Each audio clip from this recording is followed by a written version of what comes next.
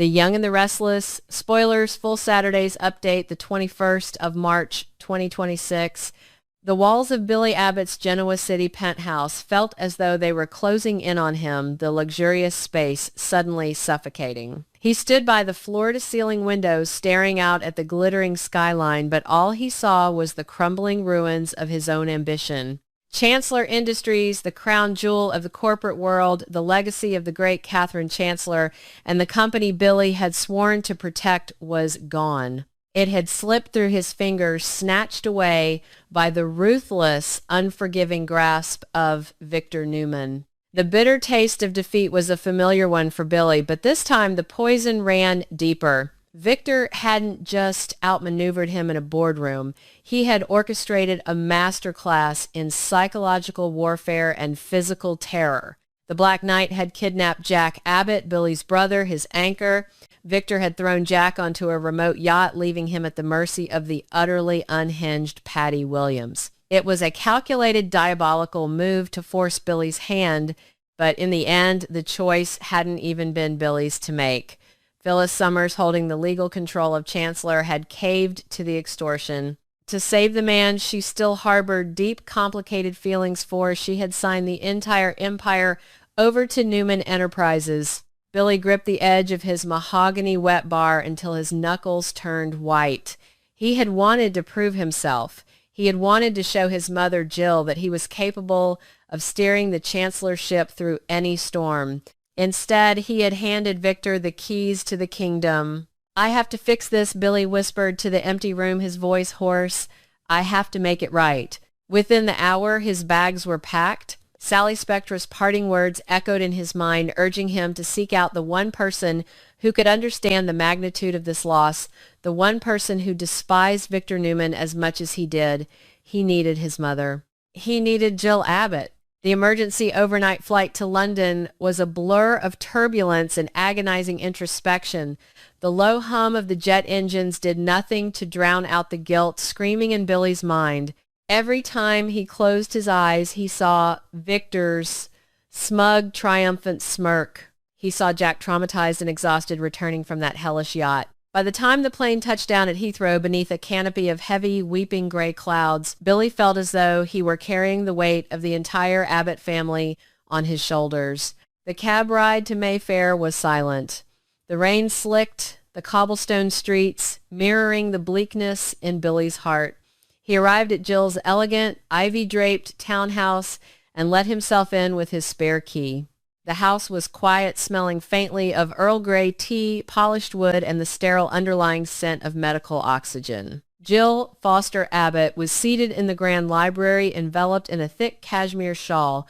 The fire roaring in the hearth cast dancing shadows across her face. At first glance, the toll of her recent health struggles was undeniable. She looked paler, her frame more fragile than Billy had ever seen it.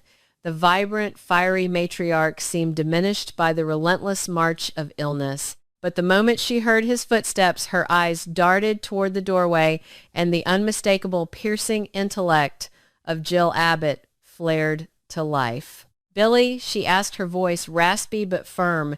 She tried to sit up straighter, waving off the nurse who hovered near the corner. "What on earth are you doing in London? You're supposed to be in Genoa City securing my company." Billy crossed the room, sinking into the leather armchair opposite her. He leaned forward, burying his face in his hands for a long, agonizing moment before looking up into his mother's expectant eyes. "I lost it, Mom," Billy said the words, tasting like ash in his mouth. "Chancellor Industries is gone. Victor Newman has it." The teacup in Jill's hand rattled violently against its saucer. She stared at him, the silence in the room stretching so tight it threatened to snap. "Explain yourself," she demanded, her tone dropping to a dangerous, icy whisper. "How does Victor Newman simply walk away with Catherine's legacy?" Billy took a deep, shaky breath and laid out the nightmare. He spared no details. He told her about Jack's sudden disappearance, the frantic search, and the sickening realization of who was behind it. Victor kidnapped Jack, Mom. He had him locked on a yacht in the middle of nowhere, and he didn't just leave him alone. He brought Patty Williams back. Crazy Patty. He used her obsession with Jack to torment him Jill's hand flew to her chest, her breathing hitching. Patty, my God. Jack. Victor gave us an ultimatum. Billy continued, his voice trembling with a potent mixture of rage and sorrow. Chancellor Industries in exchange for Jack's life.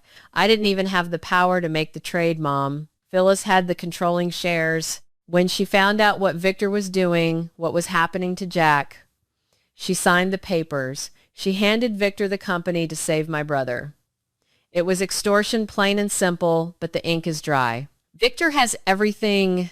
For a moment, Billy feared the news would be too much for her weakened heart. Jill closed her eyes, her chest rising and falling in shallow, rapid breaths. He reached out, taking her cold, trembling hand. Mom, I'm so sorry. I failed you. I failed Catherine. But when Jill opened her eyes, the fragility was gone. In its place was a volcanic, unadulterated fury that seemed to eradicate every trace of her illness. The ailing woman vanished, replaced by the street-smart, ruthless fighter who had clawed her way to the top of the corporate world. That son of a bitch, Jill, hissed, her voice vibrating with absolute venom. She pulled her hand away from Billy's and gripped the armrests of her chair, forcing herself to stand. That arrogant, mustache-twirling megalomaniac thinks he can use my family's blood to ink his contracts. He thinks he can use a mentally unstable woman to torture John Abbott's eldest son just to steal what is rightfully mine. Mom, please sit down. Your heart. To hell with my heart, Billy, Jill roared, pacing across the Persian rug, the cashmere shawl falling unheeded to the floor. Victor Newman has finally crossed the last line. He thinks because I am an ocean away, because I am hooked up to monitors and taking pills, that the Abbott family is weak. He thinks we are bleeding in the water and he can just swoop in like a shark and devour our legacy. I will see him rot in a federal penitentiary before I let him keep Chancellor. Billy watched awestruck as his mother's sheer willpower overrode her physical limitations. This was the Jill Abbott who had gone toe-to-toe with Catherine Chancellor, the woman who had survived decades of corporate backstabbing and scandalous betrayals. We are going to war, Billy Jill declared, turning to face him, her eyes blazing with a terrifying clarity. Victor thinks the battle is over because Phyllis signed a piece of paper under the duress of a hostage situation. He is a fool. A contract signed under the threat of death is not a legal document. It is a ransom note. And I am going to make sure the entire world knows it. But Mom, if we go to the authorities, Jack's kidnapping becomes public, Billy argued, standing up to meet her intensity. Jack was traumatized. Diane is already a wreck. If the SEC or the FBI gets involved, the media will drag Jack through the mud. Victor knows that. He's banking on us keeping quiet to protect Jack's dignity. We don't need to go to the police right away, Jill said, her mind already moving 10 steps ahead. She walked over to her massive mahogany desk and opened a locked drawer, pulling out a thick leather-bound address book. There are more ways to skin a snake than chopping off its head. We hit him where it hurts. The boardrooms, the shareholders, the bottom line. Victor is over-leveraged. He just absorbed an entirely new corporate structure. We are going to bleed him dry. Jill sat at the desk, flipping through the pages of her private contacts. These were not just business associates. These were the titans of industry, the old money of Europe, and the aggressive new venture capitalists of Asia. People who owed Jill favors and people who harbored their own deep-seated grudges against the monopolistic greed of Victor Newman. What are you doing? Billy asked, stepping closer. I am building a war chest, Jill replied, picking up her gold-plated fountain pen and jotting down a list of names. I am going to contact every major investor who was ousted during Victor's previous hostile takeovers. I'm going to reach out to the private equity firms in Dubai and the hedge fund managers in London. We are going to launch a shadow campaign against Newman Enterprises. We'll short their stock, we'll poach their top-tier executives, and we will tie up the Chancellor acquisition in so much international litigation that Victor's legal fees will eclipse his profits. Billy felt a surge of adrenaline. The despair that had choked him for days began to evaporate, replaced by the intoxicating thrill of retaliation. I can spearhead the stateside operations, Billy said, his mind racing. I can set up a shell corporation to start buying up Newman debt. Yes, you will, Jill agreed, pausing to cough into a handkerchief, her shoulders shaking. She took a sip of water, waving off Billy's concern with a sharp flick of her wrist. But external pressure isn't enough. Victor's defenses are impenetrable from the outside. If we want to bring down the walls of Newman Enterprises, we need to open the gates from the inside. An inside job, Billy frowned. Who, Adam? He hates Victor half the time, but he's too unpredictable. Nick won't touch this with a 10-foot pole. Not Adam, not Nick. Jill said softly, a wicked, calculating smile spreading across her lips. Who is the one person Victor trusts implicitly with the keys to the kingdom? Who is the one person who has just as much to lose if the federal government indicts Newman Enterprises for corporate extortion? Billy's eyes widened in realization. Victoria. Exactly, Jill murmured. Victoria is fiercely loyal to her father, but she is even more loyal to her own survival. She fancies herself the legitimate clean face of Newman Enterprises. If she realizes that her father's reckless criminal actions are about to drag her down into a federal conspiracy, she will panic. And a panicked Victoria is a dangerous liability for Victor. Without hesitating, Jill picked up her desk phone and dialed the international code followed by Victoria Newman's private direct line in Genoa City. Mom, are you sure about this? Billy whispered. Victoria is ruthless. She might just go straight to Victor. Let her, Jill replied, holding up a hand for silence as the line began to ring. Paranoia is a disease, Billy. Once you infect someone with it, it does all the work for you. Thousands of miles away in the pristine glass-walled CEO office of Newman Enterprises, Victoria Newman picked up her phone, her eyes scanning a quarterly earnings report. Victoria Newman.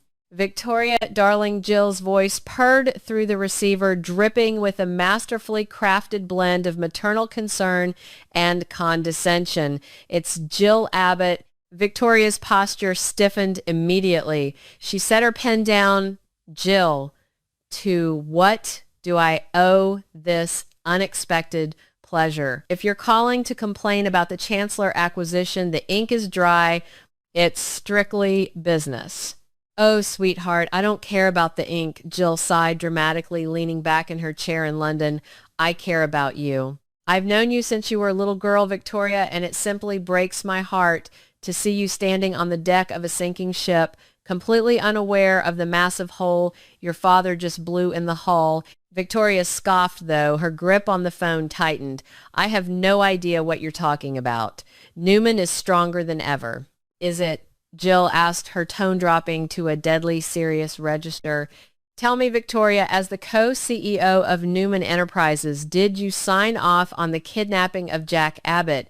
Did you approve the use of a criminally insane woman, Patty Williams, to torture a man until his family handed over a multi-billion-dollar conglomerate? Silence hung heavy on the line. Victoria's breath caught in her throat. She knew her father had played hardball. She knew Jack had been missing, but the explicit, horrific details of the extortion had been kept carefully compartmentalized by Victor. I don't know what kind of baseless accusations Billy is feeding you. Victoria started, her voice betraying a flicker of genuine alarm. It is not baseless, and you know it, Jill cut in sharply. There are medical records, Victoria. There is a paper trail. Right now, my lawyers in London and Washington are drafting briefs for the Securities and Exchange Commission and the FBI of extortion, kidnapping, hostage-taking across state lines. These are federal RICO violations. Victoria, Jill let the silence stretch, allowing the gravity of the words to sink deep into Victoria's psyche. When the federal indictments come down, Jill continued, her voice softening into a faux sympathetic whisper, do you honestly think Victor will take the fall alone? He will claim he acted on behalf of the company that you run. You will be named as an accessory to corporate terrorism. You will lose your position, your reputation, and possibly your freedom, all because your father couldn't control his obsessive vendetta against my family. You wouldn't dare. Victoria breathed, though. The terror in her voice was palpable. A scandal like that would destroy Jack, too. I am a dying woman. Victoria Jill lied smoothly, playing her health card with ruthless precision. I have absolutely nothing to lose. But you have everything to lose. If I were you, I would start looking very closely at the Chancellor transfer documents. I would distance myself. I would freeze those assets internally before the feds do it for you. Protect yourself, darling, because Victor certainly won't. Jill severed the connection, the sharp click echoing in the quiet London study. She placed the phone back on its cradle and looked up at Billy, her eyes gleaming with dark triumph. The seed is planted, Jill said, a satisfied smirk on her face. By tomorrow morning, Victoria will be demanding answers from Victor. She'll be auditing the Chancellor files. She'll be creating a rift so wide within the Newman ranks that Victor won't even see us coming. Billy stared at his mother, a profound sense of awe washing over him. The despair was entirely gone, replaced by the thrumming, electric anticipation of war. He had come to London seeking comfort from a sick mother, but he had found the supreme commander of the Abbott forces ready to burn the world down to protect her own. The power struggle they were igniting would not be contained to boardrooms. The shock waves of this battle would tear through Genoa City like a hurricane. Nikki Newman would be caught in the crossfire, her lingering affections for Jack colliding violently with her loyalty to Victor. Diane Jenkins, already seething over Patty Williams's return, would undoubtedly unleash her own brand of chaos. Kyle Summer, Audra Sally, every family, every alliance, every romantic entanglement in town would be tested by the fallout of this colossal clash between the Abbotts and the Newmans. The future of Chancellor Industries was no longer just a matter of stock prices and CEO titles.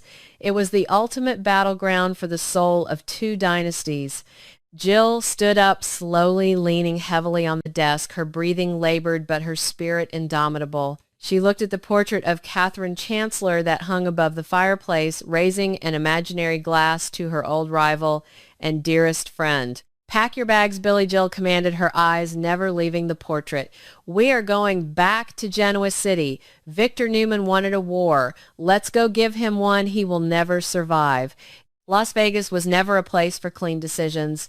It thrived on illusion, on risk, on people convincing themselves they were in control, even as everything around them quietly slipped out of their hands. And that was exactly the kind of place where Adam found himself standing now, staring down the barrel of a gun held by someone he once believed he understood. Rise's hand was steady, but there was something fractured behind her eyes, something that told a deeper story than simple anger. This wasn't just about betrayal in the traditional sense. It was about trust that had been slowly poisoned piece by piece until nothing felt real anymore. The nickname she had once used so casually, Spider-Man, now carried a different weight, almost like an accusation wrapped in something bitter and unresolved. It wasn't admiration anymore. It was suspicion. It was doubt. Adam could see it clearly, even without her saying a word. Someone had been talking to her, feeding her a version of events that made him look less like a complicated ally and more like a calculated manipulator. And he didn't have to guess for long who that someone was. Matt had always been a problem, not because he was loud or reckless, but because he knew exactly where to apply pressure.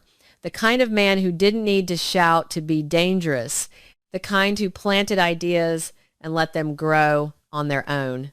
If Matt had been in Rise's ear for days, maybe weeks, then this moment had been building long before Adam ever walked into that room. The gun wasn't the beginning, it was the result. Still, Adam didn't move, not because he wasn't afraid, but because he understood that fear, if shown too quickly, would confirm everything she had been told about him. Instead, he held her gaze, searching for any trace of the woman who had once listened to him without suspicion, who had seen through the layers and still chosen to stay. He spoke carefully, not rushing, not pushing too hard, because this wasn't a negotiation he could win with logic alone. Risa wasn't standing there because she had calculated every possibility. She was standing there because she felt cornered. Because somewhere along the way, she had started to believe that trusting Adam was the most dangerous choice she could make. And maybe in some ways she wasn't wrong. The silence between them stretched heavy and fragile, like something that could break at the slightest misstep. Adam knew he had one chance, maybe less, to shift the direction of this moment. Not by denying everything, not by attacking Matt directly, but by giving her something real to hold on to. Something that didn't feel like another manipulation. But even as he tried, he could feel how much had already changed. The distance between them wasn't physical. It was something deeper, something built from all the half-truths, all the secrets, all the choices that had seemed necessary at the time, but now stood between them like a wall. Neither of them knew how to climb. Somewhere else in the city, Nick was already moving, driven by a different kind of urgency. For him, this wasn't about rebuilding trust or navigating emotional landmines. It was simpler. Find Matt, confront him. And whatever game he thought he was playing before it spiraled any further out of control. Nick didn't care about the subtlety of it. He cared about results. And if Adam's situation had taught him anything, it was that waiting too long only gave people like Matt more room to tighten their grip. But Nick wasn't the only one reacting. Noah had made his own move, one that seemed small on the surface but carried consequences he didn't fully understand yet.